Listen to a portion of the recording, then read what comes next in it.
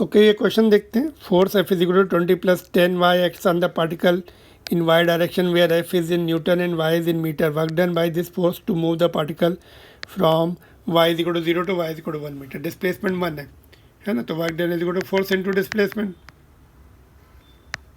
ऐसा करेंगे नहीं, वेरिएबल फोर्स है तो इंटीग्रेशन करना पड़ेगा.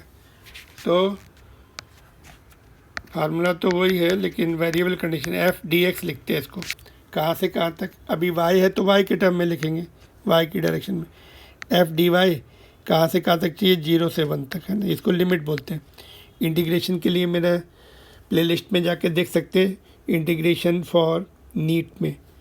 तो ये x to the power n वाले फार्मूले लगते हैं मोस्टली, तो उसी का मैंने बताया हुआ थोड़ा डिटेल में वहाँ पे किस तरह से करना है. तो यहाँ पे देखो फंक्शन, फोर्स का फंक्शन पुट कर दिया.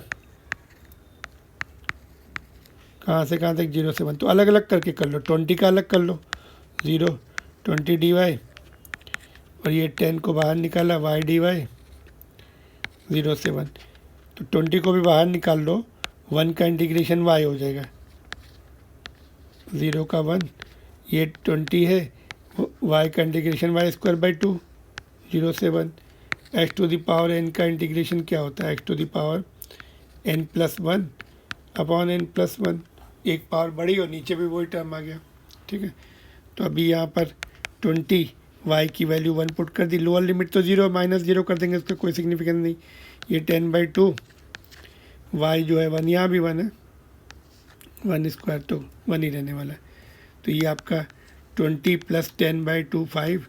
तो this is 25 joules. Option number 3. ठीक है. तो वेरिएबल है कंडीशन. कैसे पता लगा वेरिएबल है? देखो यहाँ पे 10 है, ये तो कांस्टेंट है, बट ये y के ऊपर, y जैसे जैसे बढ़ रहा है तो फोर्स भी बढ़ रहा है. तो वेरिएबल में हम लोग ऐसे यूज़ करते हैं, वाई डी वाई या वाई डी एक्स है ना. कहाँ से कहाँ तक चाहिए था? 0 से लेकर 1. 0 लोअर लिमिट होती है, 1 अपर लिमिट होती है. तो यहाँ पे जब हम इंटीग्रेशन करते हैं वाई की जगह अपर लिमिट पुट करेंगे, -0. तो 0 है तो माइनस करने का कोई मतलब ही नहीं होता. जब लोअर लिमिट 0 है तो फिर डायरेक्ट ऊपर वाली लिमिट पुट करके छोड़ दो. ऑलराइट.